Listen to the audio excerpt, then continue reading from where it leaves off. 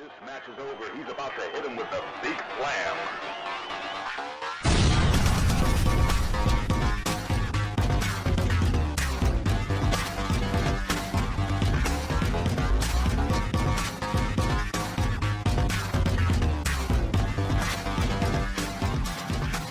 Again, thanks for your support, and we'll see you at the matches right here, OneWrestling.com.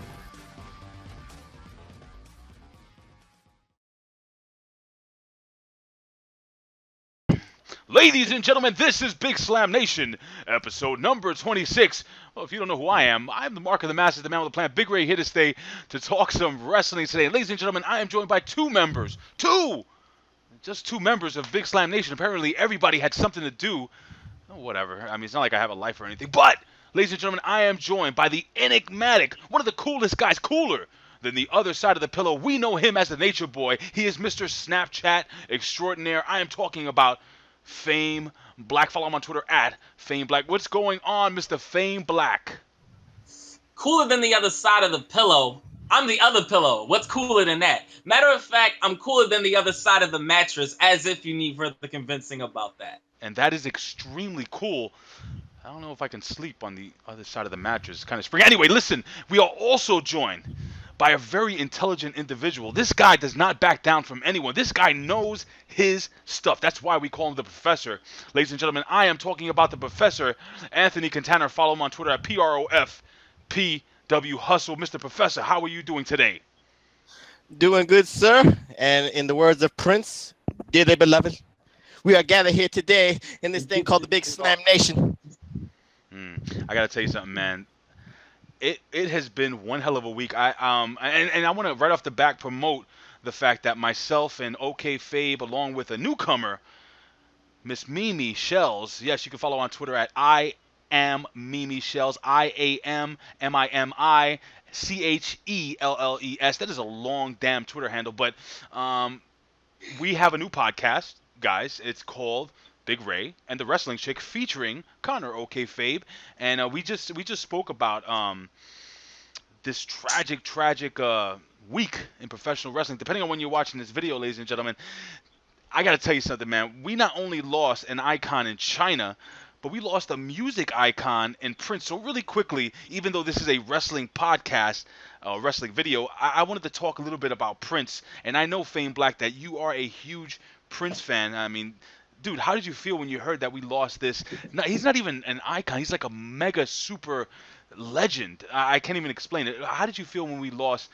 Prince? And again, this is April 23rd, 2016. Go. Listen, there's no bigger inspiration in my life than Prince. I mean, I'm talking about my mom had me singing Purple Rain, the songs from the Purple Rain soundtrack at like age 5, performing for my aunts and stuff like that.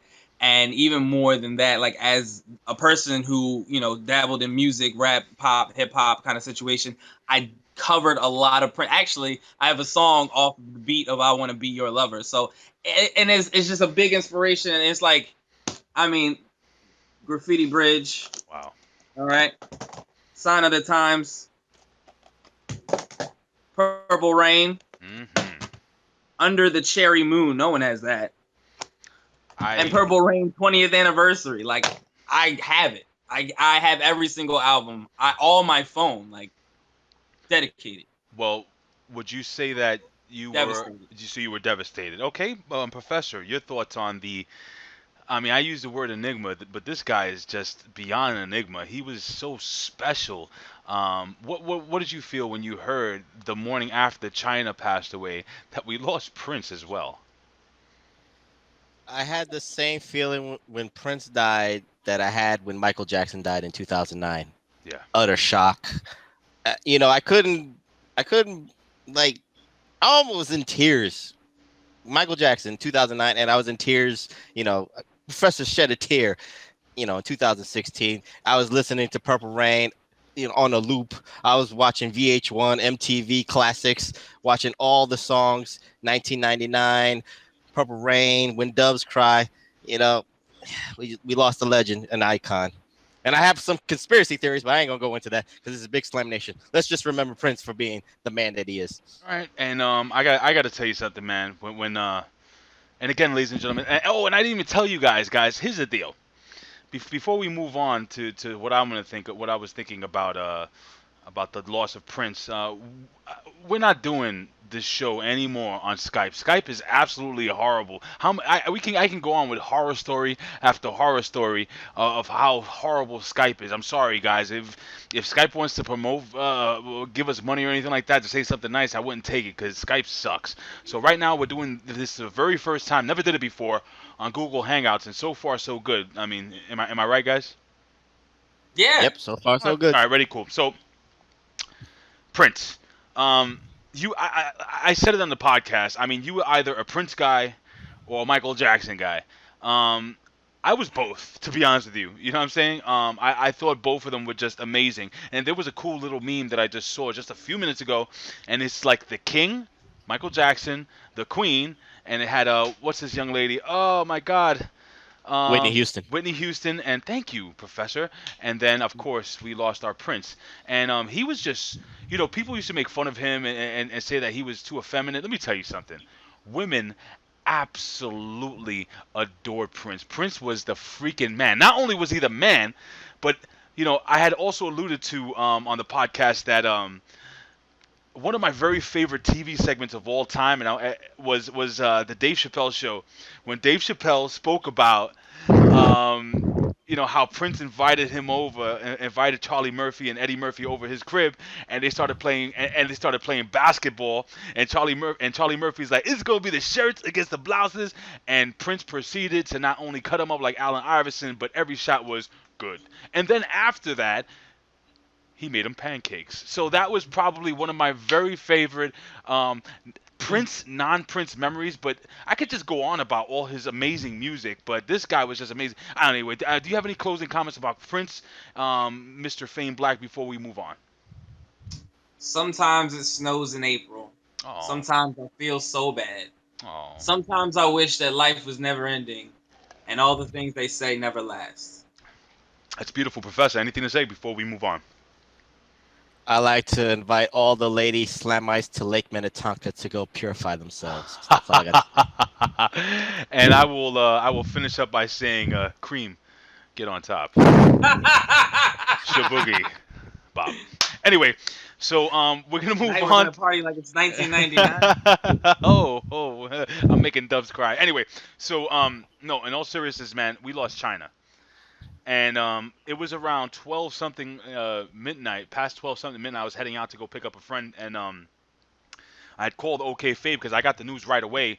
I guess I was like part of a chain or something, a text chain with the guys from the WrestleZone and Ryan Satin. He was formerly used to work with TMZ, so we get to all these all the information first and stuff. And dude, I gotta be honest, man, I was just really, really taken aback by the fact that we lost probably one of the biggest stars in the world of women's wrestling. Professor, people talk a lot of crap about Chyna. They say that she wasn't really good in the ring, so on and so forth.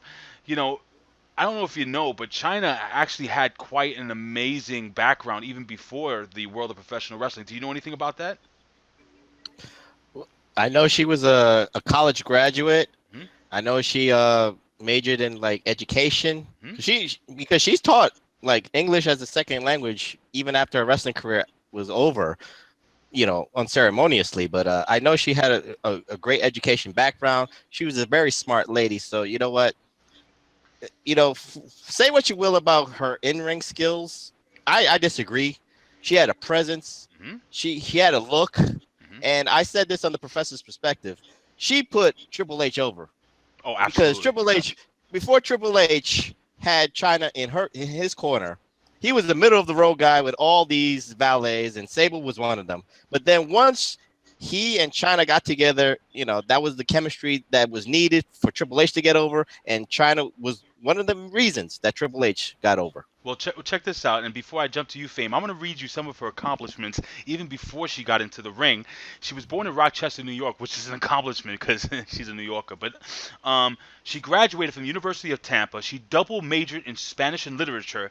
She spoke several languages, including French, German, and Spanish. And she served in the ROTC for the U.S. Army, and she went to third world countries to help people learn to speak English as a second language, and she was also a huge animal rights activist. I mean, dude, outside the ring, she was amazing. Now, what was your first impression with seeing Chyna inside the ring for the very first time? It had been a while because I got into her before she got into the ring. Like it was '97, so she was doing a lot of valet stuff for DX and everything like that. Or maybe it's '98. Either way, when she got into the ring, she did what she was supposed to do. Like as far as what the angle was and her look, it was believable that Chyna could DDT you and it'll hurt. You know, she had muscle and she did it all right. I mean, you say she's not the best wrestler. It wasn't about being the best wrestler. It was about no one could have done it better than her. No one could have filled that role better than her. Right, and now I'll move on to the professor. Professor Chyna, she started her career in 1992. Well, actually, she was a rookie around 92. She got trained by Killer Kowalski over in I think it's by Boston. And then by 1996, she was a Rookie of the Year in the indie circuit. And then by 1997, she was up with DX doing her thing. Dude, what was your first impression of the ninth wonder of the world, Chyna? When I saw her debut, I believe it was a Monday Night Raw after a pay-per-view, bear hugging Marlena, aka Terry Runnels. I marked out because I thought she crushed her. She crushed her ribs. Because that's how believable she was when she bear hugged Marlena. Because Marlena was like 5 foot nothing, looking like a twig. I think she choked her from behind. Was it? It was even from behind. It was like a bear hug from behind. No, but the second time, she bear hugged her and almost broke her in half. I think that's the first time we saw her. She had come from around the barricade because Marlena was outside the ring being a distraction during the Triple H Goldust match. And what happened was, out of nowhere, you hear JR, "Was that a woman? Is that a man? What is that?" You know, and she's choking her out. So she was choking her out. Anyway, that's how I remember it. It was a Monday Night Raw. But other than that, I mean, what was your impression the first time you really, like, what did you feel the first time you saw her? She was different from most of the ladies I saw in wrestling. It wasn't about I don't want to say the beauty about it. She just had that presence. She had a look. She was a glamazon. That's the word I want to use. She was a almost 6 foot glamazon. She's very you could tell that she was different than all the pretty ladies in the ring. So she had a difference. She had a presence, and she made an impact. No doubt about it. Once she started in WWE, as all the accomplishments you said, from being a Rookie of the Year in the independent scene, you knew she was something special for the WWE. She was at the right place at the right time. Well, I'm gonna ask you. All right. Well, now the first time I saw her, I was like, wow, what is this? You know what I'm saying? Because you never saw a woman competitor the way she was. Dude, this. I mean, Chyna didn't just she didn't just go in there and she just wasn't like a character or anything like that. I mean, the girl, she was the very first, and this is what I'm saying about Chyna. She was special. Chyna, she freaking won.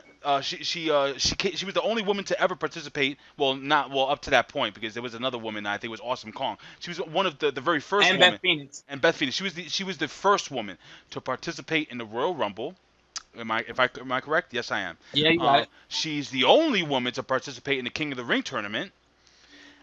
She has won the WWE Women's Championship multiple occasions, and she is the only woman to hold a men's title in the biggest organization in the world, the WWE at the time, WWF. She was the Intercontinental Champion. When the Intercontinental Championship really, really meant something. Fame Black. Oh, what do you think? Well, I mean, did it mean something then? Because I'm pretty sure she won it off of Jarrett, who won it off of D'Lo Brown. Like, let's not get into how prestigious the title was in the Attitude Era. However, she is also the first woman to be #1 contender for the WWE title, which is, I think, a bigger deal than holding the Intercontinental title at that time. Yeah, man, she's awesome. Everything she does is amazing. Like, it is like they'll never repeat it, especially because they can't. So it was never, it's her career is undisputed. It laid itself. Her just being there and getting over and getting Triple H over.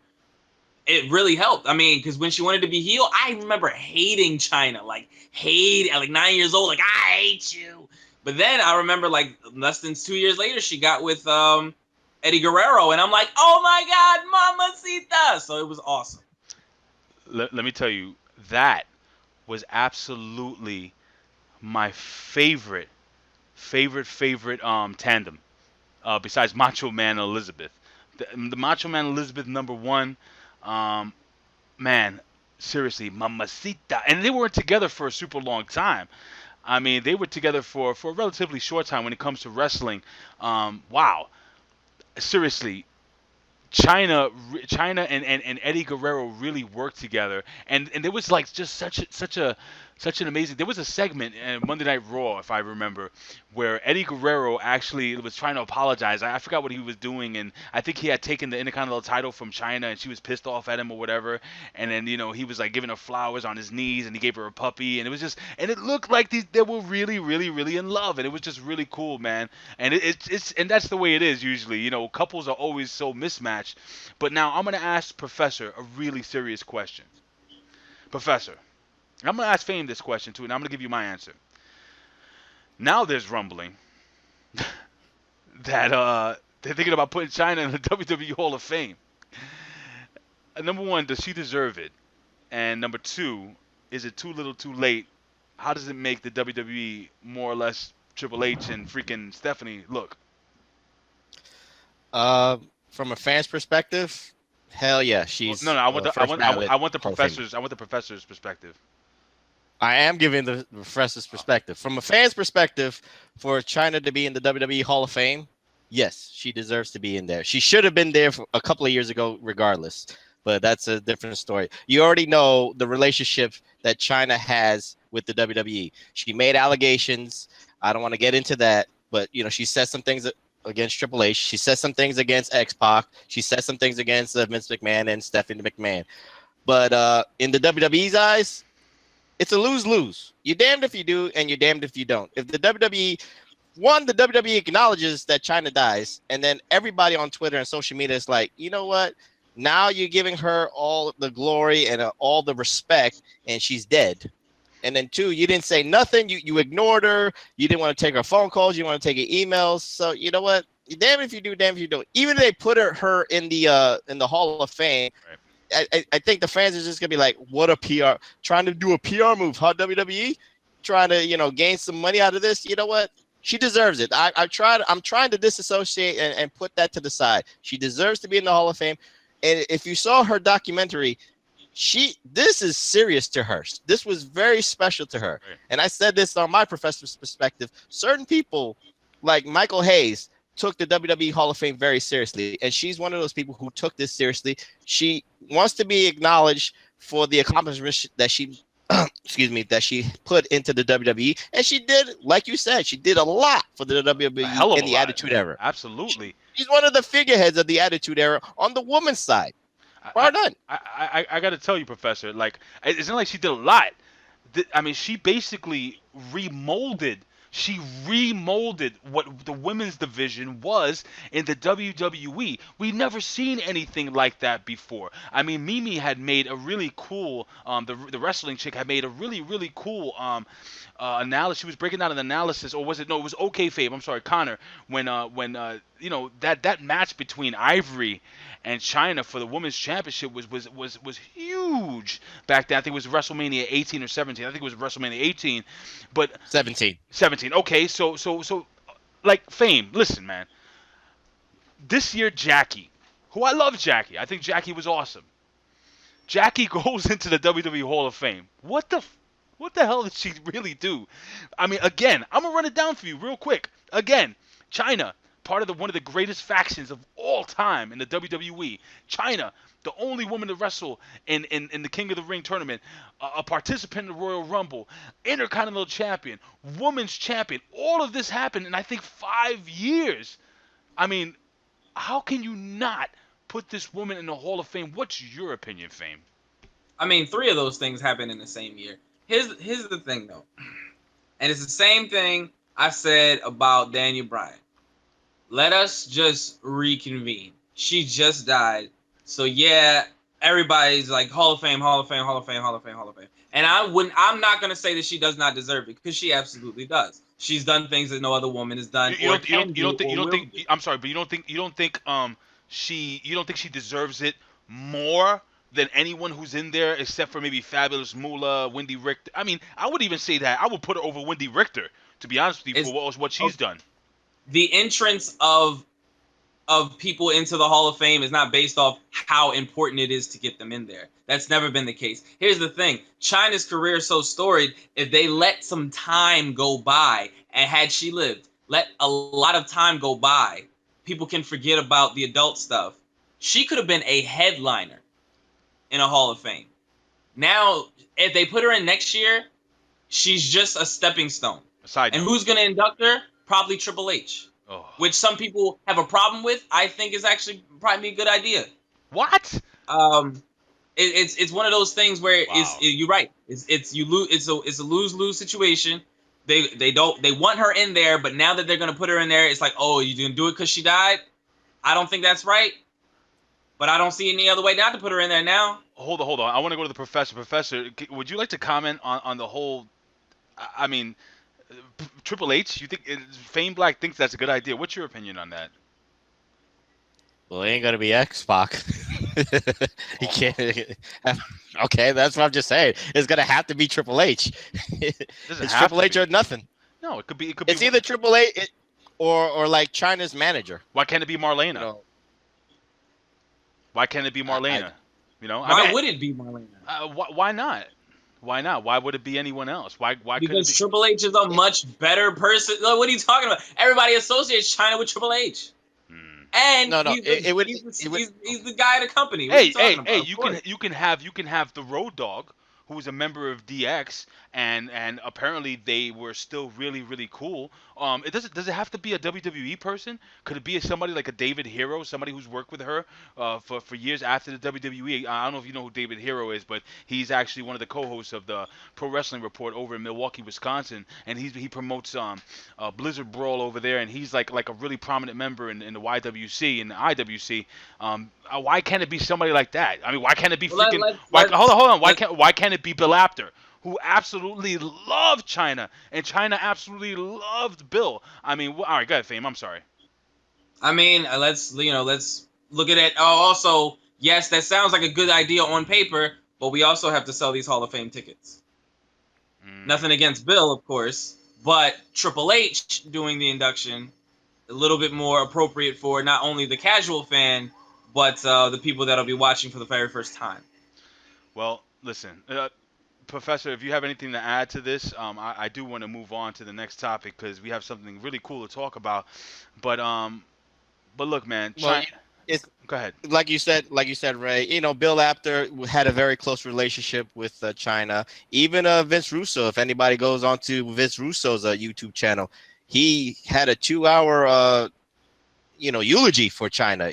And he cried. So Vince Russo could induct Chyna into the Hall of Fame. That could be interesting too. But at the end of the day, if you have a good business relationship, a good working relationship with the WWE, then you will be considered. But other than that, Fame's right. Only Triple H, maybe Road Dogg, maybe the current women's champion like Charlotte, or a future women's champion like Sasha Banks could induct Chyna into the Hall of Fame next year. That could be a good one. That is wow. That's actually that's excellent.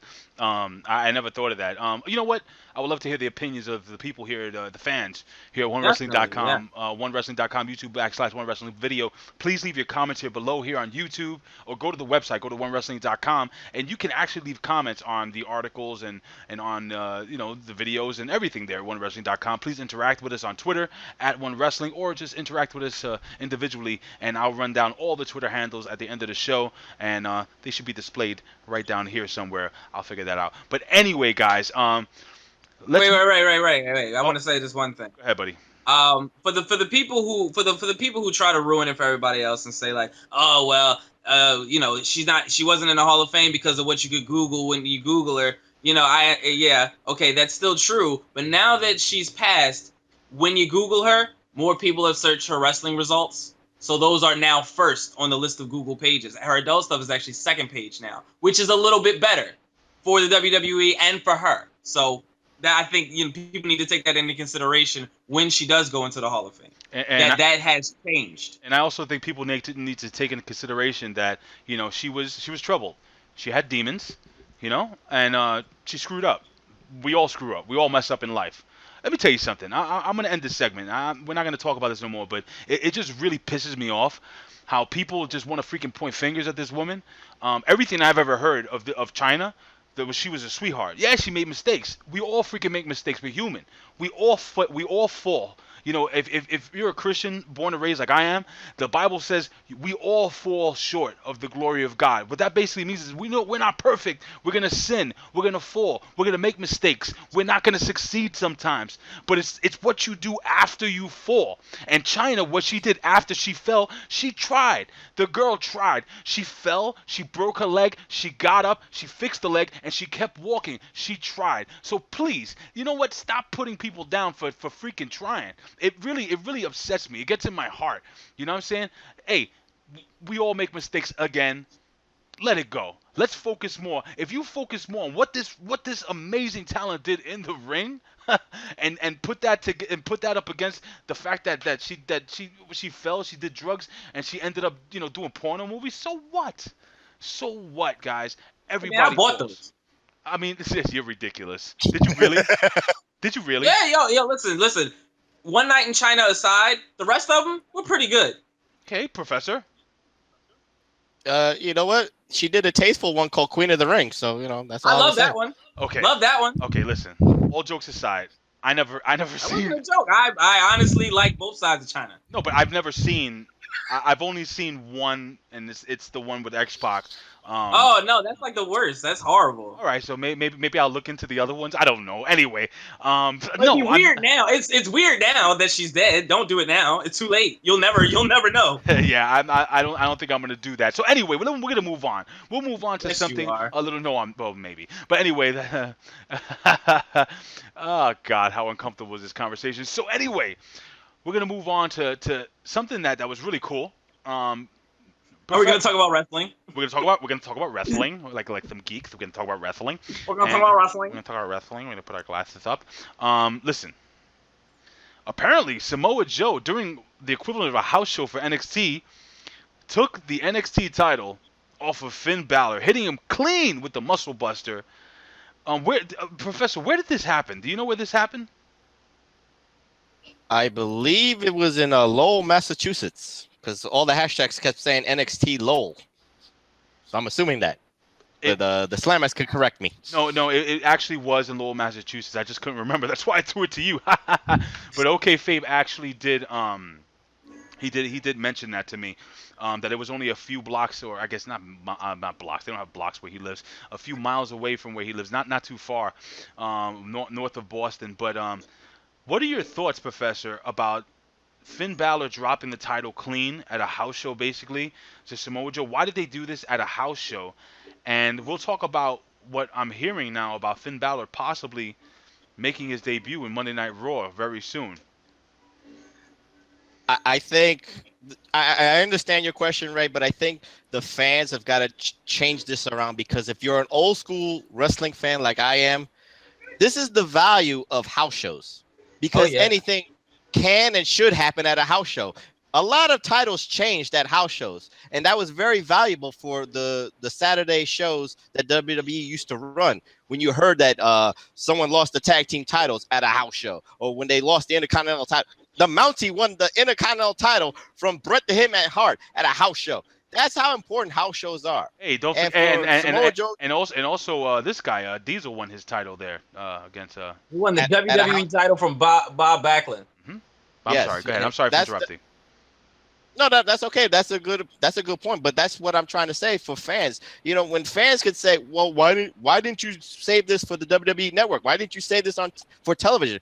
Well, duh. They had cameras there, so they're gonna put this on the WWE Network. This is gonna be like a special report on the upcoming NXT episodes. But anyway, to your point, Finn Balor lost the title because I guess the rumors are gonna be true. I guess, is he coming to this Monday night on Raw?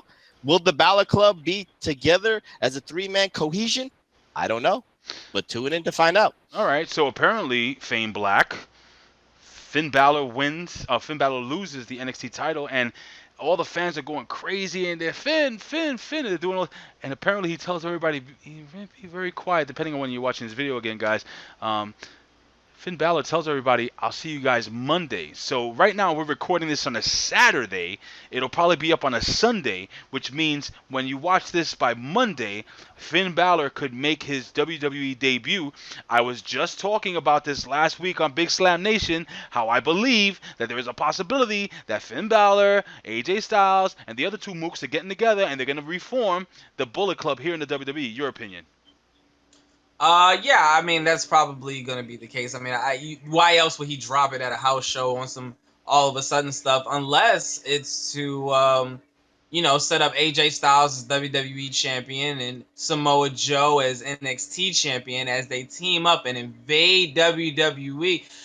Anyway, anyway, yeah, the Bullet Club seems like the obvious thing. I mean, and people are skeptical about how it's gonna go, but.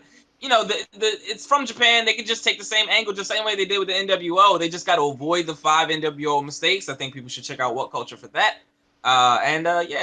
It's solid work. It's what you do. You take the title off of them and you keep it moving. But put them on Monday night. Do you think there's a possibility that they're gonna reform the Bullet Club? Like everybody shot me down, basically. Oh no, it's not gonna work with AJ Styles and Finn Balor. No, it's not gonna. Well, why wouldn't it work with AJ Styles and Finn Balor? Because that's not what they did in Japan. This is not Japan. This is WWE. Well, did it work in Japan? I mean, Finn Balor left before AJ Styles joined, I think. Right. So it never really happened in Japan. Right. So now they get to see. Oh, what if Finn Balor and AJ Styles was in it? Yeah. Well, now you get to see what that's like. So what do you think, Professor? You think this is gonna happen, dude? What do you think is gonna happen Monday? I think, to me, this is going to be the double turn in a sense that AJ, people think AJ was the one that was sending Gallows and Carl Anderson to go after Roman Reigns, but it was all along Finn Balor doing the bidding for them. And then all three of them are going to turn on AJ. And who's AJ going to need for backup? Oh, God, no. The Roman Empire. Roman Reigns and AJ Styles are going to battle the Balor Club. It's gonna happen. I wouldn't hate that. I like that. Oh my God, are you serious, dude? You want freaking AJ Styles to be tainted by freaking the Roman Reigns disease? Why isn't it Roman Reigns being cured by the AJ Styles phenomenalia? Because it's not gonna happen. It's not gonna happen. AJ Styles fans are not gonna. Professor. Who cares what AJ Styles fans want? Aren't they TNA based? Oh, you son of a, you suck. How dare you? With all due respect, Ray, and all due respect to AJ Styles fans, can AJ Styles cut a promo? No, he can't really. All he does is the phenomenal stuff in the ring. I'm not saying that what he's gonna do is gonna shield all the boos for Roman Reigns, but you know what? At least Roman Reigns can talk. He can talk for both of them. All right, but so let Roman do the talking and let AJ do the phenomenal stuff in the ring. You got you got sparks right there, and the fans don't act like AJ can't teach Roman a thing or two about how to get it done. Okay, you might see a better Roman Reigns come out of this. Really? Not in the talking department because AJ can't help with that, but in the ring, yes, of course, most definitely. Okay, I'm gonna ask you guys a fun question, and you know what? I'm gonna actually put up a poll on Twitter tonight. And I want to see what the results are by Monday. I'll give it 48 hours. Who cuts a better promo, Roman Reigns or AJ Styles? I think AJ Styles cuts a way better promo than Roman Reigns, Professor, and then Fame. Oh, boy. Go ahead, answer the question. Who cuts a better promo? That's like a hot steaming turd and another hot steaming turd. So I don't know which turd it smells less. So I guess I have to go. I gotta go with Roman Reigns cutting a better promo. I don't. Oh, yep. God. I gotta go with that. I'm sorry. Fame. I have to. I discount the suffering succotash. I discount story time, but Roman Reigns speaks better. Sorry. Really? Fame, your opinion. Okay, here's the thing. Honestly. To make sure that it's not a picking favorites thing. Stop breathing in your mic, Professor. You're breathing in your mic too heavy. I'm sorry. Go ahead. You want to make sure that it's not a picking favorites thing. If you pick AJ Styles, you have to put the promo that's so phenomenal that it beats the Roman Reigns promo. Like, you have to. Now, I'm talking about something because I got some Roman Reigns promos that I'm thinking of right now that actually are pretty good, but I haven't heard all of AJ Styles promos because they were on some discount network that nobody was watching. Really? So I haven't heard a lot of those promos, but I'm telling you, from what I've heard in the WWE so far, you got to put the AJ Styles promo. That's so amazing. Hold on. So you're telling me you want to hear? Hold on.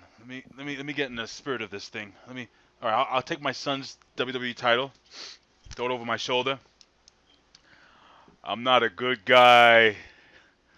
I'm not a bad guy. This is 3 weeks in a row.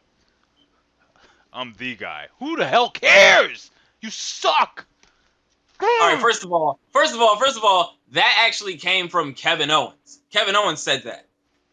Kevin Owens said that in NXT, and then he said it to John Cena. I'm not a bad guy. I'm not a good guy. I'm the guy. So if we're going to talk about how ridiculous it sounds, let's go back to amazing Kevin Owens, who said it. But I think it sounds awesome. I think it's a good thing to say. I'm not a bad guy. I'm not a good guy. I'm the guy. I'm the only guy. Yeah, you should probably say that. But just say it once. Don't say it every week. Because that's the problem. I'm sorry. How do you start a catchphrase? Do you say it one time and hope it catches on? Yeah, but no. Snapchat Extraordinaire didn't grow overnight. I said it on every single show. Yeah, but all right, hold on. But Professor, if you say something, right, that's all right. Perfect example. Jeff Jarrett called everybody slapnuts. That's so stupid. And he kept it for almost a decade. He still uses it. It sucks. Do you think? Yeah. I mean, seriously. He didn't start his promos with Speak up. I can't hear you. He didn't start the promos with slapnuts. He ended it maybe with slapnuts, or he used it in certain sentences within his promos. The only problem I have with Roman Reigns saying the good guy, bad guy thing is he starts everything with it, and he shouldn't. That's all. He should. He needs to inject it in the right place at the right time. That's all it is. But he's just being given a bullet point, and he's being reminded, don't forget to say this. And you know what, Ray?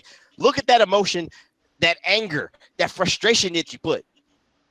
Has an AJ Styles phenomenal WWE promo made you feel that way either, good or bad? No. It's Roman Reigns. God. It's Roman Reigns making you feel this way. Fame. Got you. Go ahead, Fame. I mean, that's basically what it is. Yeah, Roman Reigns is doing something. At least when Roman Reigns does something, it's not like, oh, that was boring. It's either, oh, that was terrible, suffering succotash, or, hey, that was pretty good. You guys are killing me. Anyway. I've never said that about AJ Styles.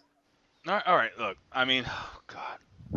You know, speaking about AJ Styles and speaking about TNA, Ray. Yeah. Ray, can I just say one thing? Yeah, go ahead. You know, when you're gonna put this vote on Twitter, we know it's gonna be an overwhelming 95% to like 5% because I'm like one of the 5% that's gonna say Roman Reigns. That's why I said they gotta put the promo that's so amazing. Yeah.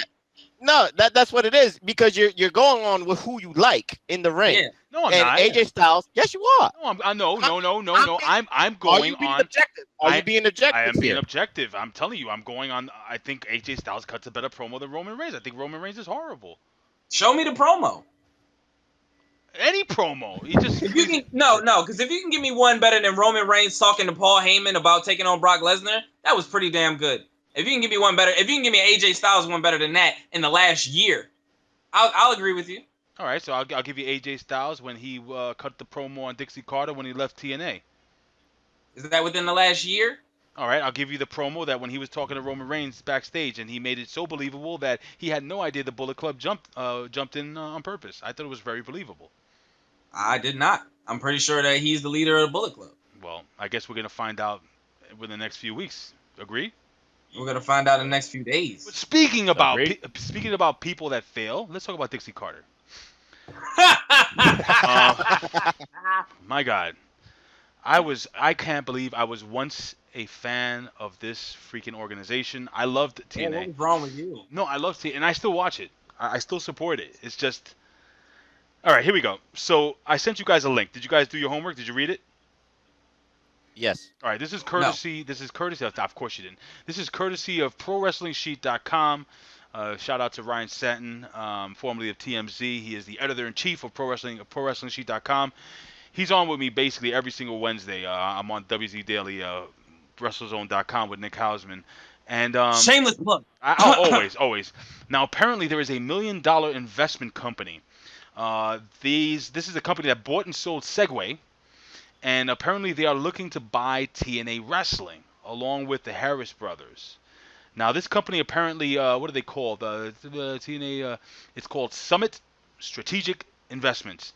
And apparently these guys, SSI, Social Security. Anyway, these guys apparently, their thing is they take. This is so awesome. They take really bad companies, and they turn them around. And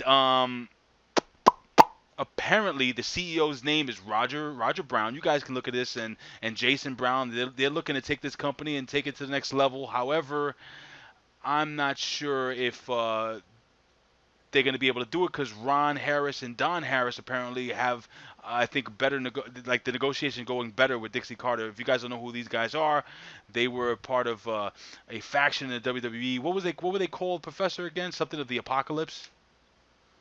Disciples of the Apocalypse. Yeah, Disciples. DOA. DOA, right. And these guys apparently want to buy TNA, but here's the funny thing about this. I don't know if you guys know this, but not too long ago, apparently both brothers had kind of like a anti-Semitism type tattoo on their forearm along the lines of a swastika or something along the lines of that, something representing the Aryan nation. Both of them had matching tattoos, which they removed.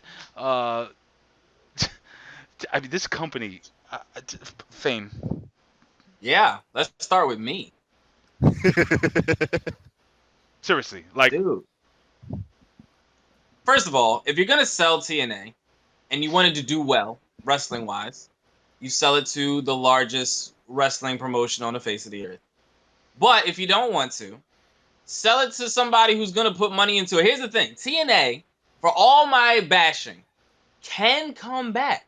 They could be competition for the WWE, not off their wrestling ability, but they have to do something that's not been done. They have to attract attention. They're running storylines. It's like WWE Light. It's like, oh, the same story. It's wrestlers that used to be there and some new ones, but it's like same storylines, same weekly kind of like that's why Lucha Underground is doing better because they're doing something completely new. They got characters that can be killed. It's not about death. It's got like kind of real like out of this world, but real stakes to it. TNA has none of that. It's just WWE Light with its stupid ring. It's how it is. So they have to do something new. So maybe these millionaire people who turn companies around can do something like that. Not whoever was used to work for the WWE. Obviously, they don't know what they're doing. That's why they're not working for the WWE anymore. Professor? Well, according to your pro wrestling sheet, the Ron and Don Harris are working for a subsidiary to SSI. So they would just be, I guess, in charge of the video equipment that they've been loaning TNA. So we don't have to worry about the Nazi brothers owning TNA. That sounds so cheesy, dude. Go ahead. But we don't have to worry about the Nazi brothers owning TNA. So all the TNA fans could, just rest easy. That's okay. But as long as the one thing about SSI is they turn around Segway in 2 years. So in 2 years, if SSI can turn around TNA and make it, number one, you got to take away the name TNA. Jim Ross has said it. The professor's going to say it. Take the TNA name away. Take Impact Wrestling away. You got to start fresh. New names, new whatever. I don't care. Whatever you want to call it. Call it Big Ray's Wrestling. Call it Professors Wrestling Association. Call it the Snapchat Extraordinary Wrestling Federation. I don't care what you're going to call it. I would watch wrestling exclusively on Snapchat. Whatever, but just call it something different. You got a crop of people in TNA right now, and it just needs a new name and new direction. But Dixie Carter, you can love her and hate her at the same time because she is passionate about keeping TNA in business. She is passionate about giving people a job, but you know what? Her pride gets in her way because she wants to keep 51% ownership. That's her problem. She has to give that up. She has to. Absolutely. And plain and simple. And my opinion, I've run out of opinions. I know people that work for the company. I know people that. Oh yeah. I know people that have worked for the company. We'll just keep that quiet. I know people that have worked for the company. It's just, I don't know, man. I don't want to, but I think I'm done. I'm so done, man. Until somebody takes this company, invest in it, and just Come with me oh, shut up. to And the and land of E. and does no, I'm a huge WWE mark. You know that. I'm not I afraid. know. I'm not afraid to call myself a Yeah, fan. but now just give us your loyalty and your soul. Don't watch anything else. No, Just no, I can't do that because I love wrestling in general. I watch, whatever. Anyway, listen, you love what we tell you to love. shut up. Um, Well, anyway, we'll move on from that, but it's just really quite the conundrum going on over there in TNA Wrestling now. Hasn't it always been quite the conundrum going on over there? There's always quite the mother effing conundrum, but we're gonna end with this. We're gonna end with two basically like miscellaneous notes. Apparently, the Authority is teasing a return for Monday Night Raw. Your opinion, Professor, on this? I guess my question is, will Shane McMahon be running Raw again this coming Monday? I believe he Is will. that gonna? Where do you think it Okay, goes? so What stupid excuse are they gonna use this time? social media, the social media outcry. I guess the voting was in, 100% that Shane McMahon should run Raw again.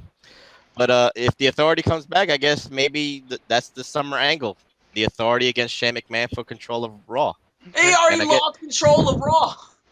All right, Fame. So what's your opinion on WrestleMania never happened, Fame. Fame? What's your opinion on this actually happening maybe this week on Raw? It should hold on. It should be. You hear me? Yeah, you're fine. Okay, cool. Yeah, no, it should be it should be like somebody they come back and say, hey, you like, all right, you had your fun, now get out of here. And then maybe Shane can say something that'll change things around. But right now he has no power. He lost to The Undertaker.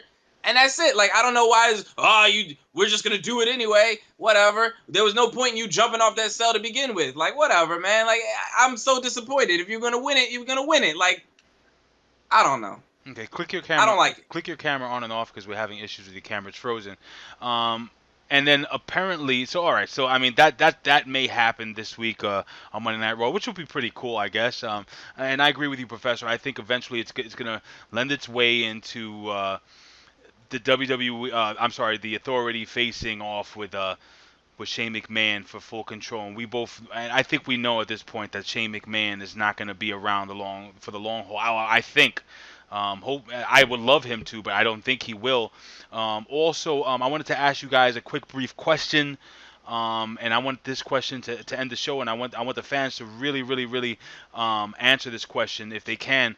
Who do you think will be the next NXT champion? Who do you think the next guy or next girl, but I think it's next guy. Who's the next guy that's going to face Samoa Joe and actually take the strap off of him? I have my choice, and my choice is Nakamura. What's your choice, Professor? Ooh, you know what? I think the consensus, everybody wants Nakamura against Samoa Joe for TakeOver.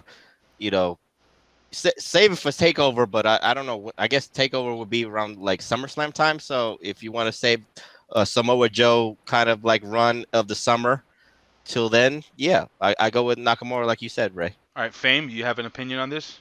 I mean, you stole it right out of my mouth. I mean, Shinsuke Nakamura is got to be, right? I mean, if he's not going to be on the main roster, then yeah, he needs to be NXT champion. And I would love to see him take on Samoa Joe for it. Totally agree. Well, ladies and gentlemen, this has been episode number 26 of Big Slam Nation. Again, guys, we paid tribute to Chyna. We actually paid tribute to Prince. We talked a little TNA, a little WWE.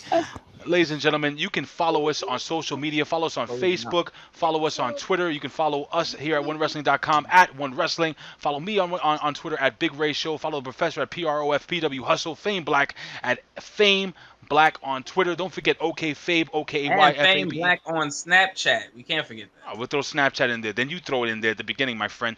But yes, you got thousands and thousands of followers. So follow Fame Black. 18,000 and counting. 18,000. When you get to 20, then you give me a call, brother. But is that where you are? No. I don't even have Snapchat. But don't forget to follow OKFabe on Twitter at OKFabe. And of course, what is this guy's handle again? Billy Ray Valentine, IB1 Kenobi or something like Obi-Wan Kenobi? Obi-Wan, you know me. Is that it? Yeah, Obi-Wan, you know me. Yeah, that thing, Farrell Fancy, A-Track Brown, don't forget to follow him on Twitter. And of course, you got the show, Bill Schuyler. And of course, the legendary, the one and only Bill Apter. Follow him at Apter One Wrestling. And of course, us as a conglomerate, us as a whole group, follow us at Big Slam Nation. And don't forget to follow Mimi. Yes, the wrestling the chick. wrestling chick. That's right, the wrestling chick, ladies and gentlemen. We try to get our podcast up every Friday, if possible. Again, it's me, OK Fabe, and the wrestling chick, Mimi Shells. You can follow on Twitter at I am Mimi Shells. That's IAMMIMICHELLES. I am Mimi Shells. She is the wrestling chick. Ladies and gentlemen, I say this every single week. I would do this for a living, but if I can, I would do it anyway. Why? Because, well, we all love talking wrestling. And in the words of the legendary Bill Apter, we will see you At the matches. Thank you, guys. At the matches, guys. We'll see you next week for episode number 27. It's going to be an interesting week in professional wrestling. I'm wondering what's going to happen when WWE actually pays tribute to Chyna. Hopefully 10 bells. No, none less than 10 bells. Hopefully Triple H and Stephanie don't say anything this week. I'll leave it at that. Guys, we'll see you next time. And I'm interested in seeing if TNA is going to be riding in segways, for next week. Oh, just stop. Goodbye. Peace.